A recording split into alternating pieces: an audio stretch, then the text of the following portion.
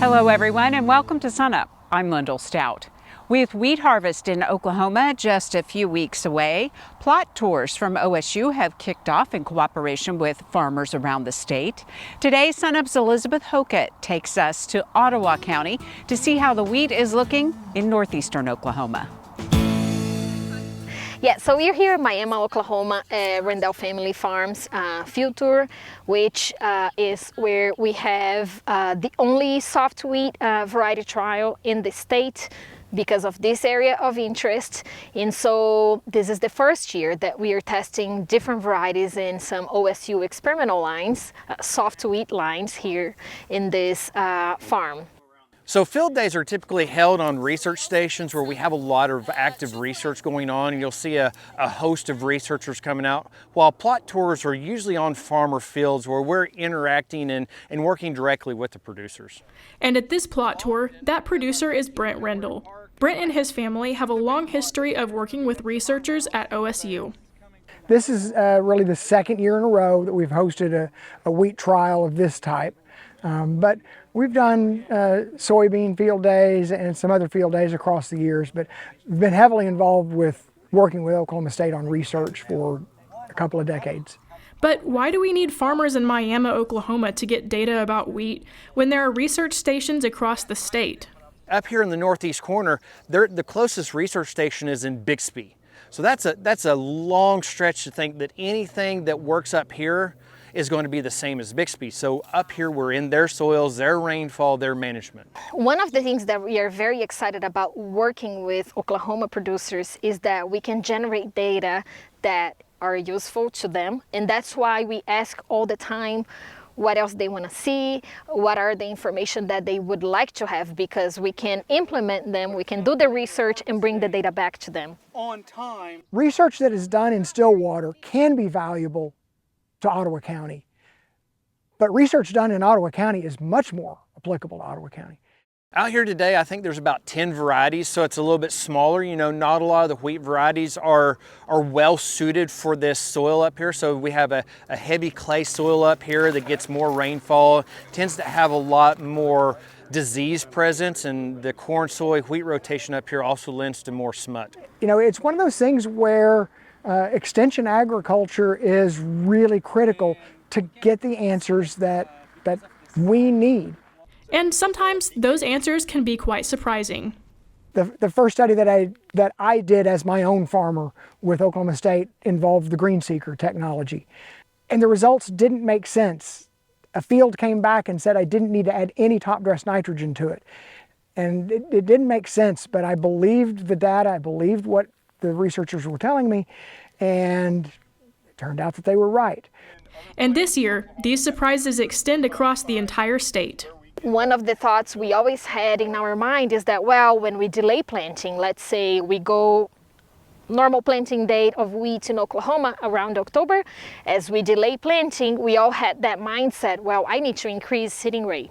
And what our studies are showing, including this location, not only the other locations in the state, but also this location, is that we don't really need to increase seeding rate from that normal practice just because we are delaying planting. So what we are looking here is we tested seeding rate from 500,000 seeds, 700, 900, 1.1 million, 1.3 million, and we are seeing that optimal yield is already reached at 900,000 seeds per acre.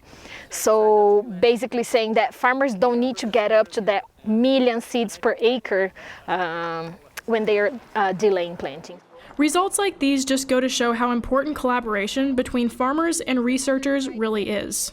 You know, I'm willing to put forward that effort because, yeah, it's not free, it's not easy, but it doesn't take a lot of time. And if you work hand in hand with the researchers, they'll guide you every step of the way and have a successful outcome.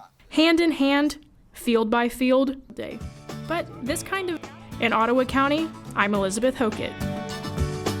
There are still plenty of opportunities to see this year's crop and learn about OSU research. The next field day is at Lahoma on Friday, May 16th, and there are still 7 upcoming wheat plot tours from May 13th to May 21st at locations across the state. For more information about these events, just scan the QR code on your screen. Let's talk now about fungicide for your wheat crop as well as managing for summer crops. We caught up with Dr. Brian Arnall at the recent Wheat and Forages Field Day at Chickasha. Well, we're at the Chickasha Field Day today, and it wouldn't be wheat field day season without a little bit of weather. We can't really be too upset about getting some good rainfall right now. We're able to look at the wheat crop. We've got some really good wheat out here at Chickasha. We can talk about fungicide coming in as we've been quite dry coming up to this point, but now we're getting this moisture where if there is a good crop, we're going to have to make some decisions where the fungicide goes out. Looking at varieties and their susceptibility, you know, if I've got a good stand of wheat out there and good yield potential, but it's a susceptible variety, with this moisture we have going across the state, I'm really considering fungicides. I also have a lot of late wheat out there that's just not big. It doesn't have a lot of flag leaf, does not have a lot of head, and it's got good tolerance to leaf rust and stripe rust. So those varieties I might let run just because, you know, I'm not looking at my normal 70, 80 bushel, but it's more of a 30, 40 bushel given the stress. Been talking to Dr. Silva quite a bit, and she's got a saying that we've got good wheat given the conditions we've gone through. So we're not looking at big yields all over the place, but we are looking at good wheat. This rain has been great if you start looking at it in terms of our summer crops. A lot of corn is already in the ground, and so the pre-plant decisions have been made, but we're looking at a lot of dry land corn still making that in season, maybe that first shot of nitrogen, and we're setting up for a good weather, so we're getting that soil moisture, we're getting good stands because of the rainfall, and so now it's that in-season shot for corn. I know soybean and cotton's right around the corner with the 1st of May, and I'm putting sorghum in right now. Definitely take a look at our blog site, OSU MPK, talking about the timing of nitrogen, because if you didn't get that nitrogen out early, doesn't mean game's over. So make sure that you have that opportunity for in-season nitrogen if you have the yield and the soil moisture, and just if things went crazy and you couldn't get it in, look at the stuff on in-season potassium, especially if we're talking about soybean and cotton, which are big K users. So just because you didn't get it up front doesn't mean the crop should go without, especially if we're looking at a good crop. You know, we don't know about our input costs with trade and such. We do know there's going to be some tightness when it comes to UAN and some of our other products moving around, especially with some of the corn planting happening. The bigger concern is that margin with our actual crop price, and so always thinking about how to do things on the margin and making the most out of less. And that's where all that research comes back in, that pre-plant nitrogen is not yielding the same as an in-season shot of nitrogen. So delaying that management until we know more about the system, making sure that we've got a standing crop, is getting more bang for our buck when we look at nitrogen. Same thing with potassium. Potassium can be an in-season because it's quite mobile in the soil. Phosphorus I'd prefer to be up front. For a direct link to the blog, go to the SUNUP website.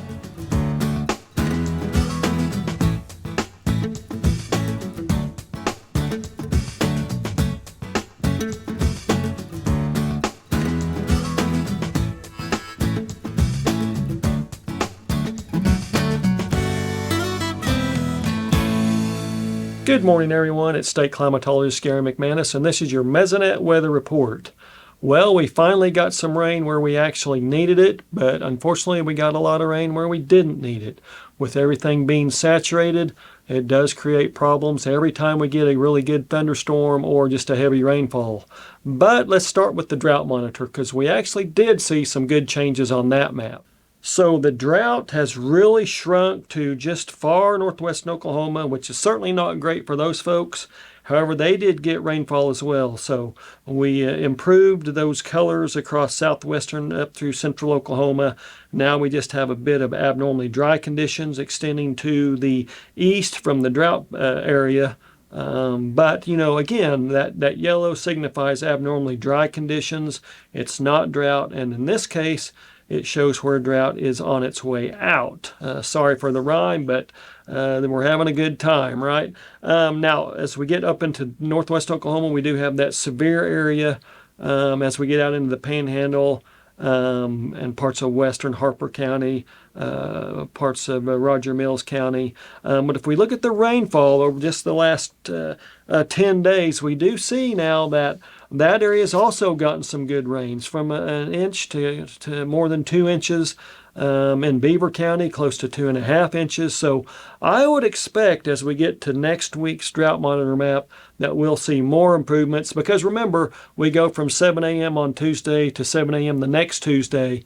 So any of the rains that fell after Tuesday at 7 a.m., those aren't considered until next week's map. So stay tuned to next week's map, and I think we'll see some good changes again. Let's take a look at our soil moisture. Here we see the 16% plant available water.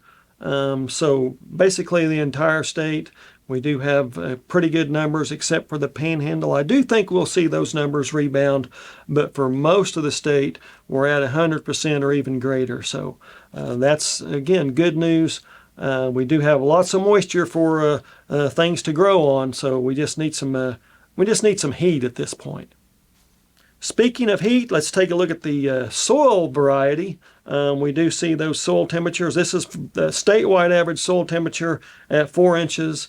So again, based on the statewide average, we start on January 1st and we go through the month of April as we get to the end there, and we do see those soil temperature values start to get up into the 65-degree range, a little bit lower over the last week or so with those rains, but they are on their customary march upward, and we should start to see some of our lawns and other vegetation respond as those continue to go up with the additional heat that we're expecting to see, at least in the near future, across parts of the state. Speaking of those temperatures, we do expect this weekend to finally get some good sun and see some of those temperatures up into the 70s and close to 80. And then as we get into next week, hopefully we see these above normal temperatures continue to expand across the state, because we do need some heat now to dry things out a little bit and start to kick that vegetation into high gear. Okay, so spring so far has been pretty crazy. We are in the heat of spring now with May coming forward. Hopefully nothing crazy. We do need a little bit of a break from all that rain. We can take some sunshine, we can take some wind, and we can take a little bit of heat, and I think we'll be just fine. That's it for this time. We'll see you next time on the Mesonet Weather Report.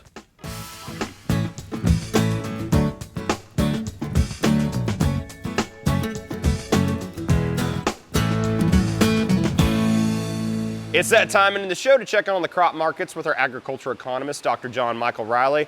And John Michael, it's raining right now, so I'm sure a lot of wheat growers out there are maybe hoping that the rain's kind of shutting off a little bit as we're kind of coming close to harvest, right? Absolutely. Crop progress report that we got yesterday showed 60% of the wheat in Oklahoma is headed out, so certainly that critical stage of the crop progress where we would like for the rain to kind of stop. Obviously, you hate to say those types of things in Oklahoma at this time of year, but certainly for wheat growers, it would be nice to slow it down so that wheat crop can finish up and we can finish the season strong. So how are prices looking for wheat right now?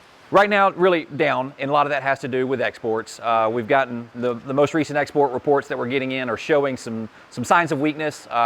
We were progressing through which we're about to end our current marketing year, shift into the new marketing year. So our current marketing year that we're in is going to look really good with exports, but keep in mind that a lot of trade policy has been happening within the last month to month and a half, and that is certainly having an impact on wheat prices, and it's going to continue to have some impacts on the new marketing year that we're shifting into. So I know rain, with wheat growers, hoping it shuts off, but this has got to look good for summer crops, and I'm sure that's going to be reflecting in price a little, right? Absolutely. A lot of down pressure in corn prices. That has to do more with exports, but soil moisture is certainly improving with all the rain that we're getting. It's not just here in Oklahoma, across most of the corn belt's getting a lot of this rain too. Right here in this planting stage, which typically can be a little bit of a negative, in fact, in regard to getting out there and being able to make some progress with planting. But with all of our equipment today, we can really make that up very quickly. And to be honest, planting progress for both corn and soybeans on track with where we've been the last 5-year average. So all that's looking good right now. Of course, that time can tell, and it may start to slow things down as that crop is trying to emerge, but certainly a good thing at the current time. Overall, the world market is kind of keen in on what's happening with trade. Thinking about soybeans, that's kind of the big one that's in the headlines of late. China's a tremendous importer of soybeans. Back in the previous Trump administration, a lot of that import demand from China shifted to Brazil. And to be honest, a lot of that infrastructure that was put in place at that time really hasn't adjusted the overall trade balance between the U.S. and Brazil. So Brazil still holds a big majority of those soybean imports into China, and that's something that the market's still working or kind of keeping an eye on. Yeah, and I know that's with heavy rain, weather, trade news, there's just a lot of uncertainty for producers in Oklahoma and just in in the country as a whole. So what's your recommendations as we're kind of coming into harvest, and what producers can do with a lot of this uncertainty? On the wheat side, hopefully a lot of those pricing and risk management decisions were made months ago and in advance of current market conditions. If not, then it could be a potential to think about doing some staged marketing in regard to how we're pricing that crop. That's for wheat. Thinking about our summer crops, it's obviously never a bad thing to think about risk management, think about making those pricing decisions now. You never know. I never am one to say lock everything in, because there's too much uncertainty about what's going to happen throughout the growing season. But certainly possibly protecting our price on at least a portion of our expected production. So overall, cotton planting at 21% in the U.S., 4% here in Oklahoma. But prices have been fairly stable over the past few weeks, largely due to some pressure on the weakness on the U.S. dollar, which usually is decent for exports. Exports are looking pretty good for cotton, so the market's fairly stable at the current time. All righty, thanks, John Michael. Dr. John Michael Riley, OSU agriculture economist here at Oklahoma State University.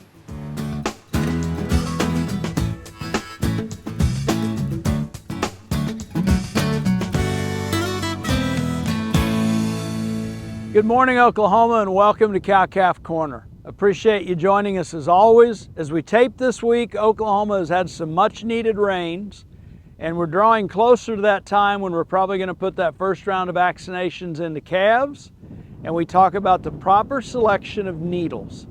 When we go to our farm store, or we look online, or talk to our vet, there's a lot of options.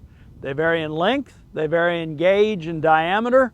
And so fundamentally, we want to talk about 2 or 3 things that help us arrive at the right selection of a needle. First thing we want to keep in mind is we want to keep needles sharp. We want a durable needle. We want one that if we put a burr on it or something happens to bend it along the way, we want to be using a clean, sharp needle for each animal. And if a normal processing routine's taking place, that probably means every few animals you're going to have to monitor that as you actually are giving those vaccinations. If you are dealing with a blood-borne illness, if you are aware of something like anaplasma or bovine leukosis, then you're going to want to change needles after every animal and actually make sure you got a new one. Second thing we want to keep in mind is we want to read product labels. We want to know if this is to be administered sub-Q or intramuscular, and we want to take into account the size of the animal we're actually going to treat. Different pharmaceuticals or vaccines may have a different route of administration. The length of the needle becomes very important to make sure that we're into the right tissue and that we get the efficiency of the product that we're actually administering to get the desired effect. We got a very useful chart that is put together that you can see on screen, and a reference link if you want to look at that online. But read labels, think about size of animals. Remember, bigger gauge means smaller diameter. Let's make sure we're using the right needle to get the product to the right tissue and get that desired effect, whatever treatment we're administering to cattle. As always, thanks for being with us.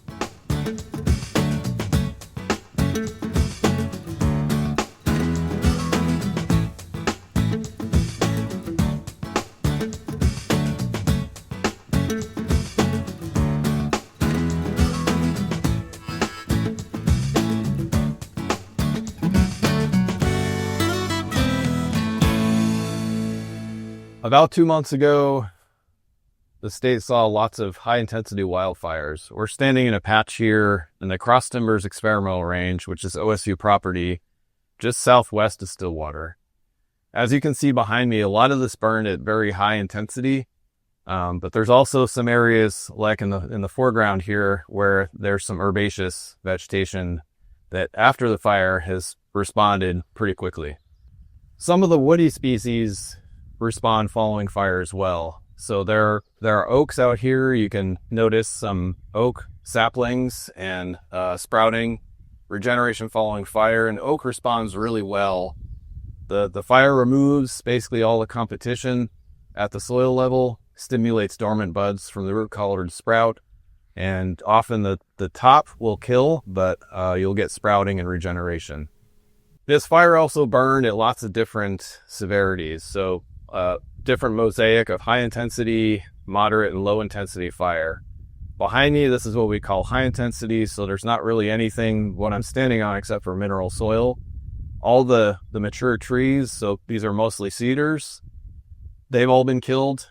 As we'll see, there's also some places where it actually did not burn nearly as hot. So we'll go take a look at that right now. We've only walked a few hundred feet to get to this patch of low intensity fire, or in some cases, patches where really nothing burned because there's no fuels on the ground. This is a really good point with eastern red cedar. You'll notice underneath these trees, there's really hardly anything that can burn. In some places, eastern red cedar branches provide a lot of shade. Not a whole lot can grow underneath, and it really does not burn very well.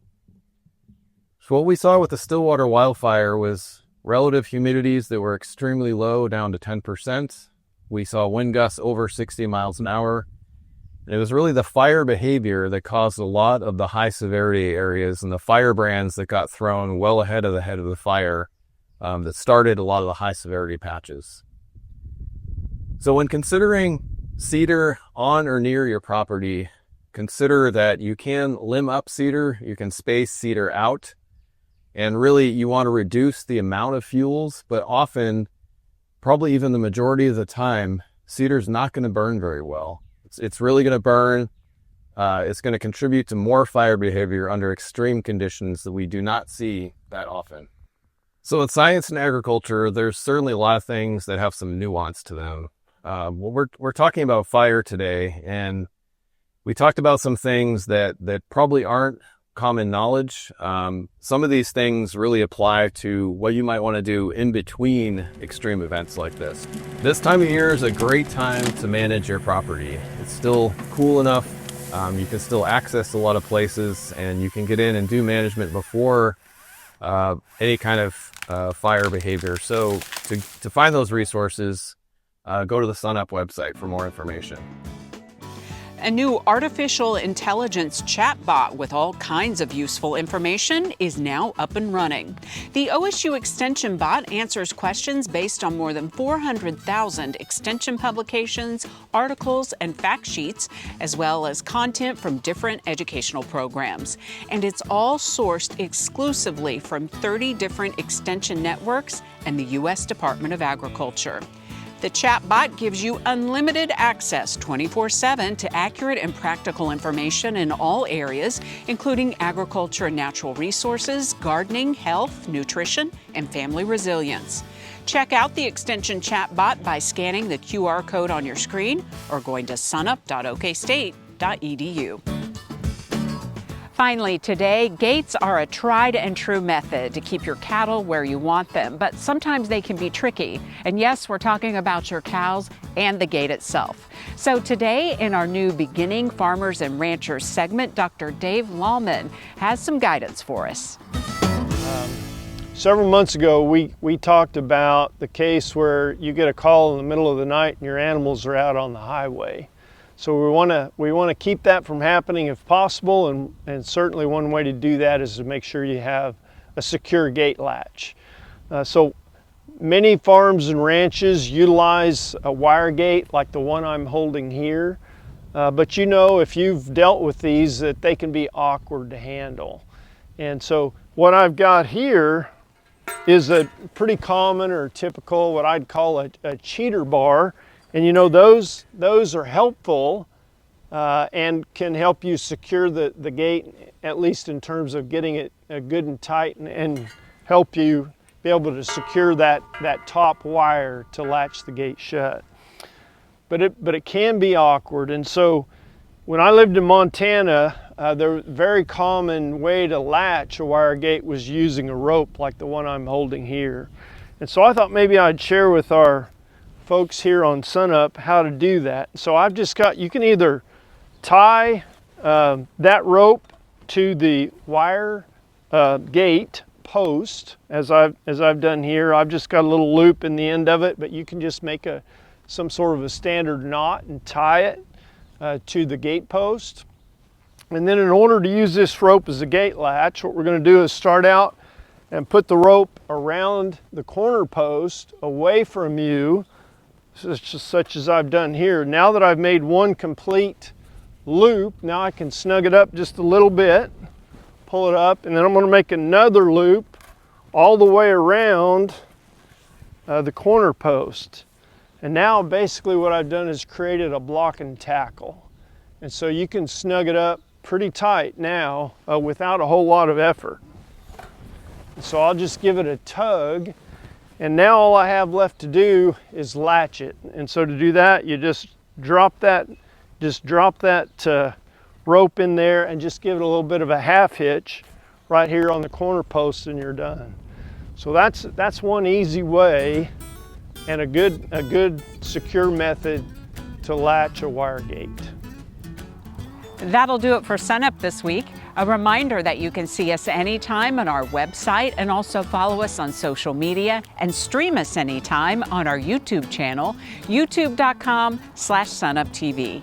I'm Lyndall Stout. Have a great week, everyone, and remember, Oklahoma agriculture starts at SUNUP.